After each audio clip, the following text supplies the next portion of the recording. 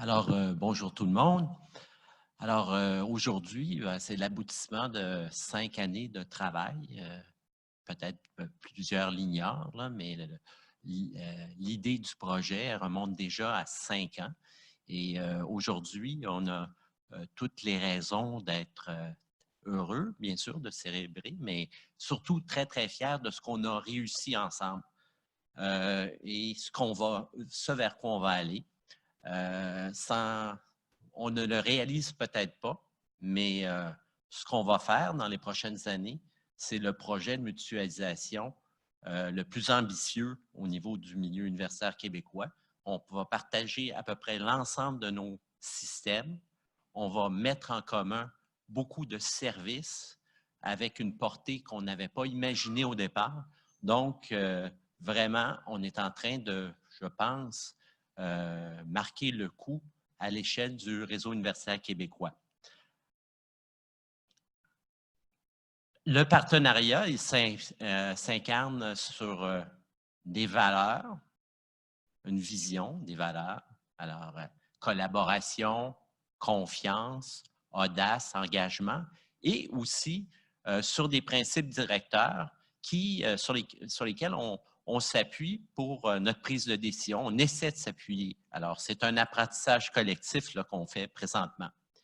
Et les directeurs, je pense, ont voulu se donner ensemble les moyens de leurs ambitions.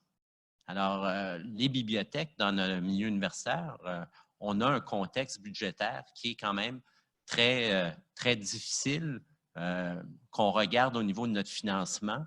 Les budgets des bibliothèques universitaires ont diminué d'environ 20 par rapport au financement institutionnel. À ça se conjugue une baisse du dollar canadien, on doit faire face à des augmentations de licences. Donc, seul dans nos établissements, on a de la difficulté à s'en sortir. Ensemble, on est capable de faire de grandes choses. Lorsqu'on a présenté le projet à la table du comité, on savait qu'on avait un saut technologique à faire, mais il était clair que sans financement externe, on ne serait pas capable d'y parvenir à 18. Et finalement, on a eu un financement qui est vraiment inespéré, à 10,4 millions. Alors ça, c'est une première surprise. C'est ça qui a fait en sorte qu'on a pu adhérer pratiquement tous ensemble il y a 1 an. On a aussi passé à travers un processus qui, pour certains, a semblé très, très long, un appel d'offres en dialogue compétitif. Donc, c'est plus exigeant, plus long, mais là encore, on a eu une belle surprise. Donc, on a eu une proposition d'un fournisseur qui s'est avéré un partenaire, donc qui va développer avec nous des fonctionnalités dont on rêvait, notamment au niveau du bilinguisme. Et lui ne le savait pas, mais ce qu'on a découvert en ouvrant l'enveloppe le 12 février dernier, c'est qu'il venait d'un coup nous donner une marge de manœuvre budgétaire extraordinaire. Ce qu'on avait vu, planifié à partir des avis d'appel d'intérêt à l'époque, et ce qu'on a eu comme prix, en gros, le prix qu'on a obtenu est à peu près 65 moins élevé que ce qu'on avait budgété. Alors, on reçoit la nouvelle le 12 et là, on se rend compte qu'on est capable d'aller beaucoup, beaucoup plus loin. Donc, avec le sous-comité des bibliothèques, dès le mois suivant, on a travaillé à élargir la portée de l'offre de service. Alors, on est vraiment dans une logique au niveau du sous-comité de collaboration. Ça fait 50 ans et plus que le sous-comité existe. Et là, on tombe dans une logique de mutualisation. Donc, on s'est dit, oui, il y a la PPS. Et l'an dernier, le 6 septembre dernier, on ne parlait que de PPS. Mais dans les faits, on va être en mesure de mettre en commun plusieurs services, plusieurs ressources. Alors, l'optimisation aussi de nos ressources, ça rend possible l'introduction de nouveaux services. et ça devrait contribuer aussi à la transformation de nos bibliothèques. En fait, notre partenariat est vital pour notre développement des BUC, mais comme je mentionnais tantôt, sa portée est sans précédent là, dans le milieu universitaire. Alors, ce que vous voyez, en gros, c'est la vision stratégique, le plan stratégique du sous-comité qui a été pondu autour de 2016.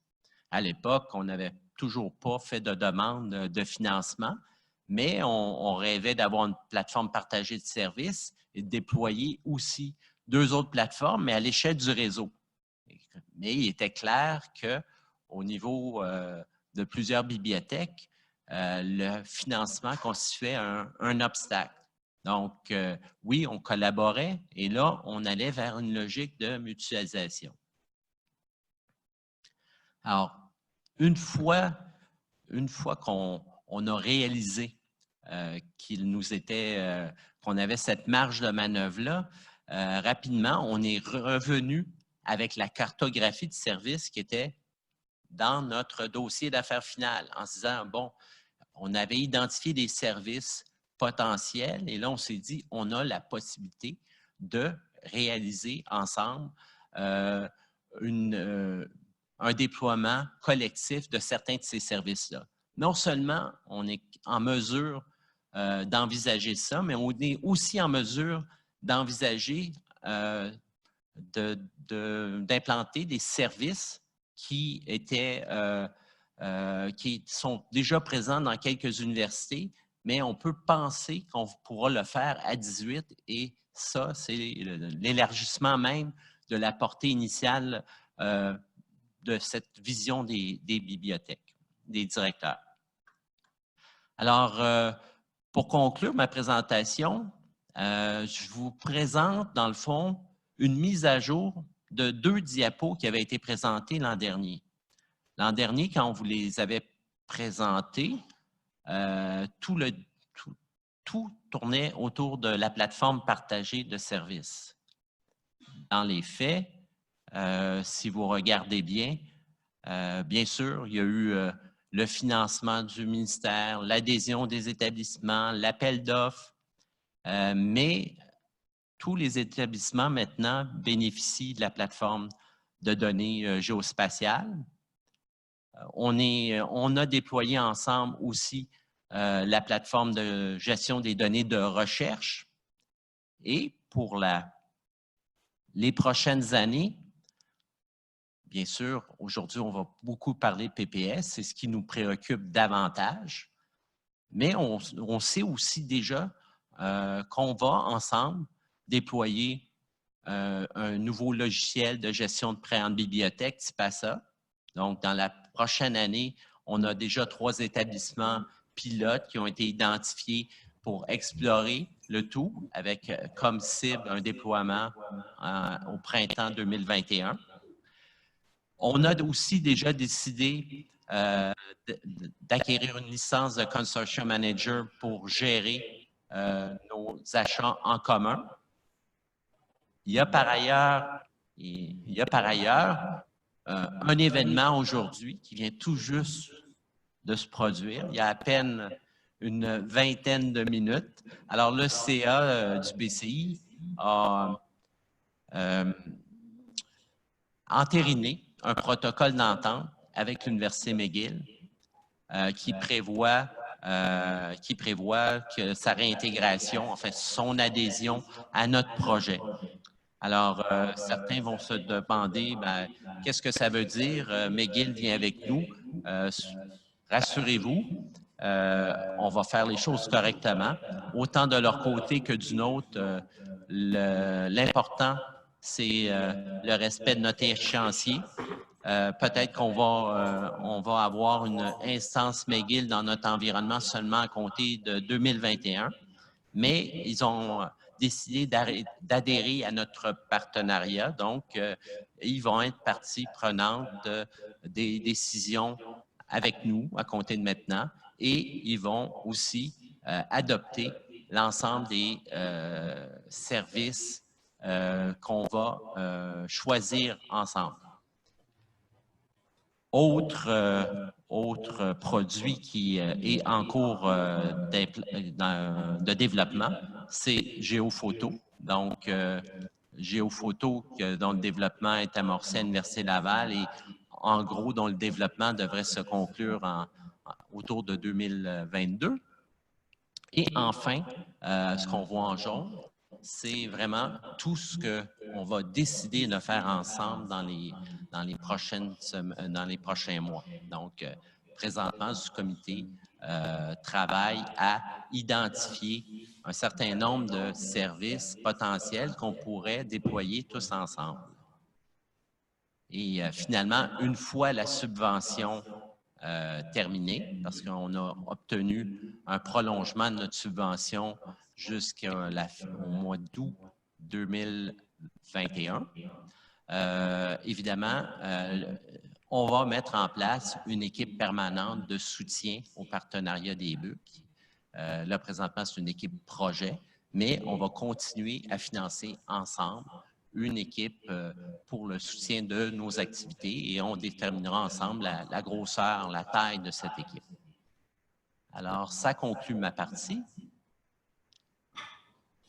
Roger?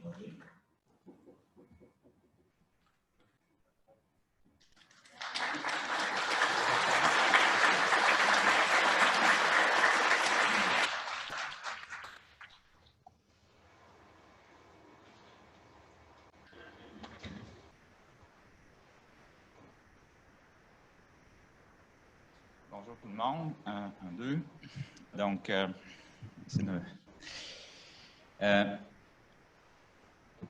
premièrement, merci à tous d'être ici aujourd'hui. Merci à Benoît pour toutes les annonces que tu viens de faire. Je trouve ça extrêmement stimulant, là, tout ce que tu viens d'annoncer. Donc, pour ma part, vu que le temps court assez vite, je vais quand même aller assez rapidement. Donc, ce que vous voyez à l'écran en ce moment, c'est une photo carrément de qu'est-ce qui représente, si vous voulez, un peu je dirais, l'organigramme fonctionnel, incluant le fournisseur au CLC. Évidemment, depuis le temps, ça c'est une version qui date du mois de juin 2019, ça a évolué et ça continue à évoluer. Entre autres, on sait qu'il y a 2 postes qui vont bientôt être affichés, au moins, et on veut aider l'équipe projet à parvenir à soutenir l'ensemble des collègues ici présents et même plus, dans la vision de ce que Benoît expliquait il y a 2 minutes. Dans la façon de faire, je crois que tout le monde a largement compris depuis longtemps que c'était évolutif, Dieu merci. C'est-à-dire en fonction des phases du projet dans lesquelles on est, on n'a pas le choix que de tenter d'optimiser autant le flow des communications, l'organisation du travail, les instances projet. Donc, ce que ça donne, pour ceux qui n'avaient pas vu ça, c'est de l'air très compliqué comme plomberie, mais dans le fond, le cœur de tout ça, on pourrait dire, c'est le forum du partenariat. C'est-à-dire que c'est là qu'il y a un carrefour d'échange et tout se brasse et on voit que tout le monde est mis en contribution. C'est-à-dire comme organisation matricielle, on peut dire que c'est vraiment, oui, c'est complexe, mais il y a tellement d'informations qui circulent que justement, c'est un défi journalier que d'essayer de déterminer pour tout le monde qu'est-ce qui vaut la peine d'être mentionné, qu'est-ce qui est en train d'être fait, qu'est-ce qui conclut, etc., etc. Donc, on voit qu'en termes de partenariat naissant, on se donne quand même les moyens d'explorer des façons de faire en mode projet. Comme le disait Benoît, on ne peut pas conclure sur cette structure-là pour dire que ça va être ça l'équipe de soutien. On sait pertinemment que ça va être amélioré. Mais pour l'instant, c'est ce qui représente, si vous voulez, l'ensemble du flux de communication entre les instances projet. Si on parle justement de quelques-uns des éléments, des décisions qui ont été prises à ce jour, il y en a plusieurs. C'est-à-dire que comme le partenariat se met en place progressivement, on n'a pas le choix que de travailler ensemble et se dire, de sortir un peu de nos zones de confort et de trouver des façons de faire. Il n'y a pas aucun livre, il n'y a pas aucune justement bibliothèque qui peut prétendre contenir le mode d'emploi et tout le monde, on est en exploration là-dessus. Nonobstant cette exploration-là, il y a des choses concrètes qui sont ressorties et qui ont été décidées. Puis, grâce à un travail de consultation, autant des groupes de travail, GTEC, GTAD, DSMET, etc. Tous ces groupes de travail-là travaillent ensemble, consultent aussi les CL, les coordonnateurs locaux, et il y a beaucoup d'experts locaux aussi qui sont mis en contribution pour s'assurer que qu'est-ce qui est recommandé plus haut a été, je dirais, validé jusqu'à un certain niveau. Évidemment, en fonction du type de décision qui est à prendre, ça peut être amené directement au sous-comité des bibliothèques, mais encore récemment, il y a eu des décisions. On prend par exemple l'harmonisation des règles de prêt, c'est-à-dire qu'il y a eu adoption de principes, de recommandations, et ils vont être mis en place. Ça concerne les catégories d'usagers des institutions, les montants d'amende, la durée de prêt, les monographies, la quantité de documents qui peuvent être empruntés, etc. Donc, ça, c'est quelque chose qui est déjà en cours. Il y a eu l'adoption de principes directeurs communs pour le catalogage, c'est-à-dire tout ce qui concerne l'encadrement des notices bibliographiques. Il y a aussi eu sélection et début de la mise en place du produit Consortium Manager. Benoît en a parlé. Il y a eu la décision sur le remplacement de VDX, qui participe à ça, qui concerne le prêt en bibliothèque. Et aussi, il y a la refonte, qui est un dossier en cours actuellement, de l'utilisation de l'évolution du RVM, qui est le répertoire des vedettes matières. Encore hier, il y avait des discussions avec notre partenaire au CLC pour trouver certains accommodements en ce sens. On sait que depuis le 20 septembre, il y a une réingénierie du modèle qui a été effectuée. Donc, ça touche l'accès, le financement et toutes les composantes du RVM tel qu'on le connaît. Donc, qu'est-ce qu'on voit aujourd'hui, c'est qu'on évolue. On prend des décisions ensemble. Il y a énormément d'informations qui circulent et il n'y a pas rien d'arrêté. Au sens que le modèle de communication qu'on développe aujourd'hui n'est pas peut-être celui qu'on va avoir dans 6 mois, encore moins dans 1 an, mais ce qui est intéressant de voir, si on parle de laboratoire, bien, on peut dire qu'on fait partie de l'expérience, puis c'est ce qu'on est en train de faire, mais on arrive à des résultats concrets d'une manière ou d'une autre. Donc, il y a aussi les autres dossiers en cours qui ne sont pas nécessairement terminés, qui sont à l'étude présentement, qui avancent rapidement. Le paiement en ligne, la mise en place d'un dossier d'usager unique, l'analyse du dossier des renseignements personnels, l'étude d'un déploiement d'une interface commune, etc. Donc, tout ce qui est bilinguisme aussi. Il y a énormément de dossiers. Ces dossiers-là vont être circulés ou sont circulés. Il y a beaucoup en bon français, on dit du in progress qui est déjà même publié.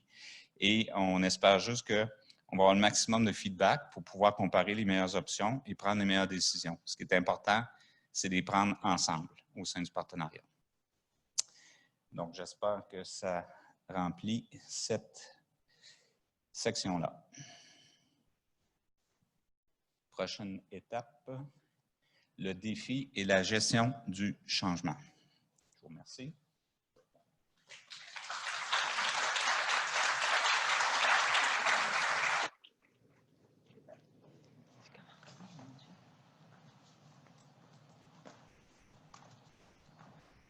C'est tout un ballet. Alors, je vais passer la parole. Je pense que c'est Lubna Gaouti qui va débuter. On va être un duo avec un micro. Est-ce que tu préfères le prendre à la main? Je pourrais le prendre à la main, je te le donne. Écoutez, on mentirait si on avait quelque chose à présenter en termes de plan d'action pour la gestion de changement. La gestion de changement regroupe énormément de composantes. Ce qu'on veut dire, c'est que depuis le début, on le dit, c'est pas facile, c'est pas simple, mais c'est motivant. On l'a dit également pour ce projet. Le défi n'est pas un défi technologique. Oui, il y a de la technologie là-dedans. Oui, on a on a travaillé ensemble, mais c'est un défi organisationnel, c'est un défi humain. Ce qui rend complexe un peu notre gestion de changement. Je pense qu'on peut passer on va passer à l'autre. Ça va être plus simple. OK. Donc, on peut le filer au complet. Ça va être plus simple comme ça, ouais. Oups. Pas ça. Alors, en fait, le défi est pourquoi il est colossal dans notre cas, pourquoi il est complexe, c'est parce que nous réalisons un projet pour l'usager. Je pense qu'il est fondamental dans un projet comme celui-ci de garder à l'esprit nos principes directeurs. Dans notre cas ici, l'usager est au centre de nos préoccupations. On l'a dit, autant au niveau de nos valeurs, de nos principes, de notre manière de travailler. Et je pense qu'il faut garder cet objectif clair devant nous. C'est ce qui va contribuer à la prise en charge beaucoup plus simple et beaucoup plus aisante du changement. Donc, on va garder ça en tête. Ce qu'on réalise présentement, le changement provient de 3 éléments qui sont fondamentaux quand même, et c'est ce qui rend c'est ce qui fait la complexité d'un projet, d'un changement chez nous. On a l'usager, on a ses pratiques, mais on a 3 réalités. On a la réalité du partenariat. On veut faire ça, mais on veut le faire ensemble. On ne veut pas juste acquérir un système ensemble, on veut travailler ensemble, avoir des règles communes, harmoniser nos manières de faire, changer nos façons de faire. Donc, on veut optimiser notre manière nos façons de faire. C'est un enjeu et c'est une complexité. Nous étions 17, nous sommes 18, donc c'est quand même 18 partenaires. Nous avons un nouveau partenaire, donc une nouvelle solution avec OCLC qui vient avec ses pratiques, avec ses outils, avec sa base de données, avec ses manières de fonctionner qui sont processus cibles. C'est un intrant important. Et en termes de réalité locale, ben, nous avons nos propres règles, nos propres processus, nos propres outils. Tout ça rend le défi du changement énorme et complexe. Quand on parle de gestion de changement, on pense qu'il y a une recette. Mais en fait, quand on parle de gestion de changement, il y a plusieurs composantes qui rentrent là-dedans. Est-ce qu'on a quelque chose de structuré complètement, un plan structuré présentement? Non, c'est la prochaine étape. Par contre, nous travaillons déjà, on travaille déjà sur la gestion du changement à travers les différentes composantes qui accompagnent. On se donne la capacité de changer. Nous nous sommes tous donnés, autant localement que consortialement, la capacité de changer en se donnant une structure, un cadre, des valeurs et une manière de travailler. On a affaire du soutien pour faciliter la transition. Et tous les éléments qui sont autour, les composantes, il faut comprendre qu'il faut qu'ils se fassent consortialement, mais également localement. La question peut être floue des fois. Qu'est-ce qu'on fait au niveau local? Qu'est-ce qu'on fait au niveau consortial? C'est à ces éléments-là qu'on veut répondre éventuellement après avec Muriel dans la prochaine étape.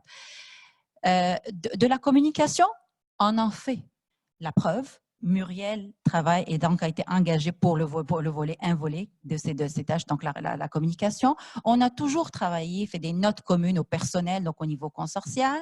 On va voir également un autre outil de communication. Tout à l'heure, Muriel va nous le présenter. En fait. Nous, on a créé dernièrement un groupe de travail sur les communications qui soutient beaucoup l'équipe projet et le comité de pilotage. Ce sont toutes des manières de gérer une composante importante du changement qui est la communication, donc aussi consortialement. L'accompagnement, on accompagne. Donc, c'est fondamental dans la manière de prendre et de se sentir à l'aise dans le changement, d'accompagner nos équipes. Maintenant, il y a un type d'accompagnement qui peut se faire consortial, puis un type d'accompagnement local. C'est ce qu'on va définir aussi dans les prochaines semaines. La formation, je laisserai tout à l'heure Muriel en parler, c'est un élément fondamental de la gestion de changement également. Roger nous a parlé des structures. Mais oui, il faut harmoniser nos structures. Si on a une structure qui est évolutive et qui avance au rythme du projet et des livrables, ben, ça aussi, ça fait partie de la gestion de changement. L'organisation du travail, que ce soit au niveau des structures qu'on s'est données avec le forum de partenariat, avec tout ce qui est autour, ça aussi, ça fait partie de la gestion du changement. Donc, est-ce qu'on en fait? Oui, à tous les jours. Maintenant, est-ce qu'on veut faire et on veut aller un petit peu plus loin avec un plan plus concerté qui permet d'avoir des ateliers communs ou autres? Aujourd'hui, quand on parle d'aujourd'hui, la messe aujourd'hui, ben, c'est de la gestion de changement. L'atelier de l'après-midi, c'est quoi le but de la gestion de changement? S'épauler, s'entraider, collaborer, rendre les choses faciles pour nos employés. C'est ce qu'on va faire cet après-midi. Donc, la gestion de changement, on en fait. Un plan plus structuré va être mis en place dans les prochaines semaines. Et en préparation de ce plan, je vais passer la parole à Muriel qui est en train de faire des visites actuellement donc, dans les établissements. Puis quel est son objectif dans cette... Merci, Lumna. Alors, oui, comme disait Lumna, le plan plus global va venir. Plusieurs d'entre vous, déjà, j'ai été vous rencontrer par Zoom ou physiquement dans les établissements pour ceux que je n'ai pas encore pu visiter. Ce que je disais aux gens que j'ai rencontrés, c'est la structure, en fait, ça va être d'aller vous rencontrer parce que la gestion du changement, ultimement, va être locale, mais on a besoin d'un soutien consortial. Donc, ma première visite vise à établir quels sont les besoins qu'ont les établissements pour réaliser la gestion du changement chez eux. Et le rythme des visites va correspondre avec les ateliers conjoints, comités de pilotage et forums du partenariat, de manière à ce que, après une série de visites, on puisse avoir déjà une idée des actions qui pourraient être posées au niveau consortial pour aider à la gestion du changement au niveau local. Maintenant, quand on parle... oups! Ah oui, non, c'est parce qu'il y a les deux... Oui, je pensais que c'était celle-là qu'on voyait, mais non, c'est bon. Désolée. Alors, quand on parle de gestion du changement, en fait, qu'est-ce qui fait peur beaucoup dans le changement? C'est l'inconnu. Et comment on fait pour démystifier l'inconnu? Ben, on communique, on informe et on forme. Le premier outil, nouvel outil qu'on va vous présenter aujourd'hui, et ce n'est pas un hasard qu'on dévoile le site web du Forum du le site web du partenariat des bibliothèques universitaires québécoises, qu'on le dévoile le jour du lancement officiel du partenariat. Alors, ce site web, il a été fait d'abord et avant tout pour les employés des bibliothèques. C'est aussi une vitrine pour le partenariat, mais c'est d'abord pour les employés des bibliothèques. Et au niveau de sa conception, on a quand même respecté la plupart des règles d'accessibilité, donc au niveau visuel, cognitif, au niveau des couleurs, des contrastes, du design même du site web, on respecte la plupart de ces normes-là. Par ailleurs, le site web est portable, il y a portabilité, c'est-à-dire que l'écran s'ajuste automatiquement enfin, l'image s'ajuste automatiquement à votre écran, donc il se consulte aussi bien sur un PC, une tablette qu'un portable, qu'un téléphone. On vous le montre. Je n'étais pas certaine d'avoir un accès réseau, donc j'ai préféré faire des captures écran. Donc ça, c'est notre page d'accueil. La photo qui est là, par cœur, je ne sais pas de quelle université, l'Université de Montréal. Alors, dans notre carrousel, on a des photos de plusieurs des bibliothèques. Et si vous n'avez pas envoyé de photos de votre bibliothèque, ce n'est pas grave. Le site, comme le projet, est évolutif et on va vouloir changer régulièrement les photos. Lorsque j'ai reçu les photos, j'ai été impressionnée de voir à quel point nos bibliothèques sont lumineuses, colorées et achalandées. Ça a été vraiment le fun de choisir les photos et je remercie les membres du GT Communication qui m'ont beaucoup aidé dans le site web. Quand on dit que c'est un site d'information pour les employés, alors on retrouve au niveau actualité 3 sections principales. La note au personnel, on y retrouve présentement l'ensemble des notes au personnel qui ont été transmises depuis le début du projet. Et à l'avenir, toutes les notes au personnel seront diffusées à partir du site web. La section médias va regrouper l'ensemble des articles, que ce soit dans les journaux publics ou les instances, les journaux universitaires. Avec le groupe communication, on va essayer de rassembler tout ce qui sort, tout ce qui est écrit à propos du partenariat, de le rendre disponible sur notre site web. Et finalement, la section événements, parce que le partenariat, c'est vivant. On aura d'ailleurs, dès le début de la semaine prochaine, un résumé de la journée d'aujourd'hui avec des photos. Pour le moment, on a déjà l'événement du 6 septembre qui était le lancement des instances, l'instance du projet PPS lui-même. Benoît le disait tout à l'heure, le partenariat, c'est beaucoup la PPS pour vous qui êtes ici aujourd'hui, mais c'est plus que ça. Alors, pour le moment, le site parle également des 2 autres plateformes, GeoIndex et Dataverse. Et sur chacune des plateformes, on retrouve bien sûr un lien pour aller sur la dite plateforme de manière à faciliter l'exploration de l'ensemble des produits du partenariat à partir d'une même source. Quant à notre PPS, la section va être un peu plus fournie. Et au fur et à mesure que des décisions seront prises, que du matériel plus concret sur la solution sera disponible, il sera diffusé à partir de notre site Web. Pour le moment, on a déjà quand même deux vidéos qui permettent d'avoir une vue d'ensemble des fonctionnalités et des avantages de WMS. La vidéo est en français et en anglais. On a également souvent des questions sur c'est qui la PPS? Quels sont les comités et les groupes de travail de la PPS? Alors, on a rassemblé également cette information pour vous. On a principalement les instances décisionnelles et les instances d'implantation. Lorsqu'on clique sur un petit carré, une tuile, on va retrouver plus de détails sur chacun des comités, notamment qui en fait partie. Donc, vous allez pouvoir voir dans mon établissement qui est-ce qui fait partie de tel ou tel groupe. Et ça illustre bien le fait que les décisions sont prises ensemble. Oui, donc finalement, non, là, c'était plus la partie formation. Et on disait tout à l'heure que la gestion du changement, c'est aussi la formation. Lubna le disait, la formation fait partie intégrante de la gestion du changement. Ce qu'on a fait concrètement jusqu'à présent, en fait, déjà, juste d'avoir créé le nouveau groupe de travail coordination de la formation devrait nous aider beaucoup.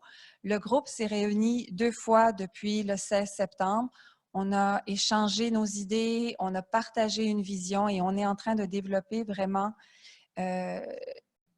d'établir le périmètre de nos actions pour chacun des 3 niveaux de formation qui étaient initialement prévus dans l'énoncé des travaux, c'est-à-dire l'auto-formation, la formation des formateurs et la formation locale. On va principalement s'attaquer à la formation des formateurs, c'est-à-dire quoi, pour qui, quand et comment. Et au niveau du quand, on sent, là, on a réalisé et on a eu plusieurs suggestions de la part de vous, finalement. On réalise qu'il faudrait devancer une partie de la formation, enfin, devancer certains aspects de la formation des formateurs et on est présentement en discussion avec OCLC pour voir ce qui est possible de faire à ce niveau-là. Alors, c'est en cours, on sait que c'est important, on sait que personne n'aime se retrouver devant une situation où il n'est pas aussi performant qu'il l'est d'habitude, où il ne sait pas trop ce qu'il faut faire et comment le faire. Alors, on est conscient de ça et on va s'attaquer à cette situation. C'est un défi, c'est clair, mais on va le relever ensemble, comme on a relevé jusqu'à présent tous les défis du partenariat. Et la thématique de l'atelier, c'est beaucoup ça. L'atelier, c'est s'épauler mutuellement pour une implantation réussie de la PPS. Je sais, de par les conversations que j'ai eues avec plusieurs d'entre vous lors de mes visites, qu'il y a certaines initiatives locales vraiment intéressantes. L'idée, c'est de mettre en place des canaux, de susciter plus spontanément le réflexe de se dire « Hey, ce que je fais, c'est super, ça pourrait aider le partenariat » et donc de mutualiser l'ensemble de nos efforts. Est-ce que tu as quelque chose à ajouter? On a parlé de la formation, mais que dans les prochaines semaines, nous allons quand même travailler sur une stratégie consortiale de gestion de changement. Et je le dis parce qu'on l'a entendu souvent dans le forum, on l'a entendu dans les groupes de travail, on l'a entendu aussi au niveau du sous-comité des bibliothèques. Donc oui, il va y avoir une stratégie consortiale qui va définir des ateliers à tenir de manière plus circonscrite sur des thématiques données avec des groupes peut-être plus restreints, ce qui permettra effectivement au niveau local d'avoir vos propres stratégies de changement, gestion, changement localement. Mais on comprend que ça, c'est à géométrie variable et elle l'a vu, elle le voit Muriel dans ses visites, les besoins ne sont pas identiques d'une institution à l'autre, dépendamment de la grosseur, l'ampleur et bien d'autres détails. Donc, on sait également que c'est un défi, puis ça fait partie des prochaines étapes et des prochains dossiers de Muriel et son groupe de travail. Merci.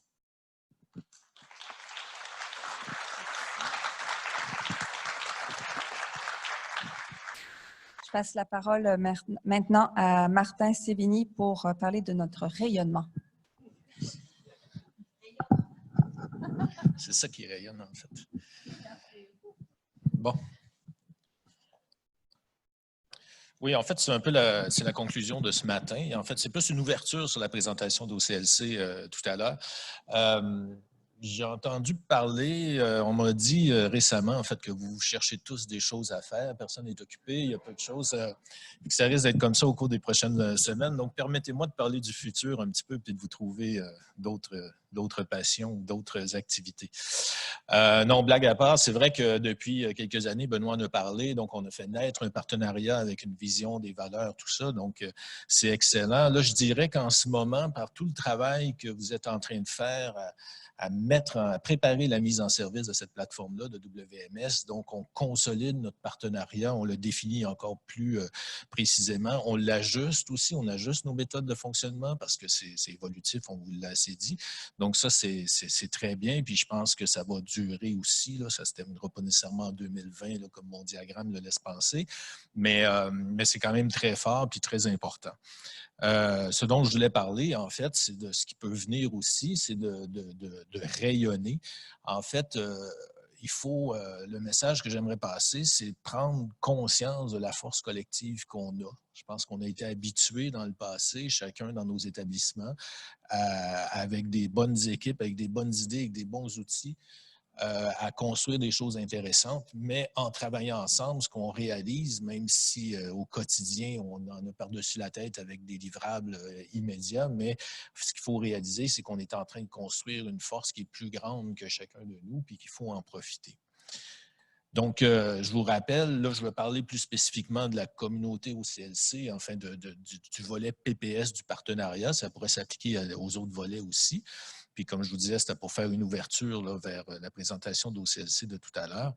Donc, je vous rappelle qu'il existe dans la sphère OCLC, donc le Community Center, dans lequel on peut contribuer, on peut aller chercher des choses, on peut s'entraider entre nous, on a d'autres canaux pour le faire, mais avec l'ensemble des utilisateurs de nos outils ou de nos futurs outils. Donc, il ne faut pas le perdre de vue. On peut apporter, là, on est un consortium, je vais utiliser ce mot-là là, pour faire le lien avec OCLC, on est un consortium important, très important même dans leur clientèle, dans leur façon de fonctionner. Par la taille, par sa diversité, hein, on pense au bilinguisme entre autres, et par certaines particularités autres aussi. Donc, je pense qu'on peut apporter aux gens, puis on peut aller en chercher beaucoup. Donc, je vous invite à ne pas oublier ce canal-là. Je viens de GTech et des technos, donc je vais faire un petit parallèle aussi avec le Developer Network, qui est un peu l'équivalent pour les aspects plus développement autour d'OCLC. Donc, c'est un autre endroit où on peut prendre notre place, on peut aller prendre des bonnes idées et on peut aussi contribuer puis se faire connaître. Enfin, je voudrais vous rappeler, puis ça, ils vont en parler aussi tout à l'heure, ils vont le rappeler. OCLC, c'est un organisme qui est, donc ils aiment dire qu'ils sont menés par des bibliothécaires et pour des bibliothèques. Donc, il ne faut pas le perdre de vue. Donc, ils ont toutes sortes de conseils ou de groupes de travail dans lesquels on peut s'investir aussi. Et je pense que si on veut au-delà de notre période d'implantation où, évidemment, on a une bonne écoute de la part du fournisseur, mais si on veut que ça se poursuive par la suite, il faut penser à ces canaux-là aussi, puis il va falloir prendre du temps pour investir ces différents groupes de travail ou conseils, etc. Puis en terminant, concrètement, je voudrais quand même souligner, parce que je trouve ça quand même assez extraordinaire, que la semaine prochaine, donc le timing est bon, il y a la conférence annuelle ou même, je pense, biannuelle là, des usagers de WMS. Puis, c'est à jour. Vous voyez qu'il y a un logo qui s'est ajouté. Donc, il y a quand même 10 personnes de notre partenariat qui vont y participer. Okay? Donc, il y a eu du financement à même la subvention, puis d'autres qui sont allés par les moyens de leurs établissements aussi. Donc, 10 personnes provenant de 8 établissements. Donc, malgré que tout le monde en a par-dessus la tête, puis qu'il y a beaucoup de travail à faire, donc, on a fait l'effort d'aller à cette conférence-là, d'être présent. Puis en passant, j'ai cru comprendre en discutant avec OCLC hier que vous allez être visible, hein, parce que c'est pas la majorité des participants, il y en a quand même un peu plus que ça, mais je veux dire, vous allez être un contingent significatif, là, donc on prend déjà notre place et puis c'est très bien comme ça. Voilà, c'était tout. C'était un peu notre conclusion de notre ouverture. On est pas mal dans les temps. En fait, ici, c'est écrit « Autres questions », mais je pense qu'on ne nous a pas dit que vous pouviez en poser en cours de route aussi. Je pense qu'il y a un micro qui est fonctionnel là aussi et j'ose espérer que je ne serai pas le seul à pouvoir répondre aux questions, mais je vous invite à venir. Puis pendant que vous vous déplacez en masse pour venir poser vos questions, je voudrais aussi dire un petit mot de remerciement à l'UQAM pour nous accueillir aujourd'hui dans ces locaux. Donc, on est très bien installés ici, puis je suis sûr qu'on le sera aussi cet après-midi au 4e. N'oubliez pas de revenir d'ailleurs. Donc, avez-vous des questions avant de passer à la pause? N'hésitez pas. Ça en prend au moins une. Là. Personne qui a une question sur McGill? Benoît était trop clair?